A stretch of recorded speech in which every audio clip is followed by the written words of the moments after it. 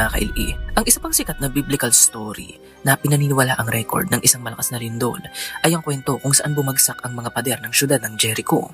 Ang Jericho ay ang isa sa pinakamatandang syudad sa buong mundo. Ayon sa sinaunang Jewish legend, ilang libong taon ang nakararaan, ang kanilang maalamat na leader na si Joshua ay nagnanais na masakop ang mga taong naninirahan sa syudad ng Jericho. Nahirapan silang gawin ito dahil ang Jericho ay pinalilibutan ng makapal na pader na nagpuprotekta sa mga mamamayan nito mula sa mga mananakop.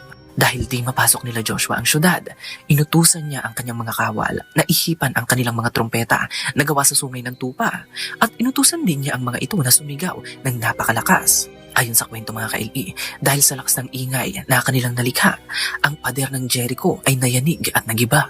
Dito na sumugod sila Joshua upang i-massacre ang mga taong naninirahan sa syudad na ito. Pinatay nila ang lahat ng mga mamamayan ng Jericho, kabilang na ang mga babae at mga bata.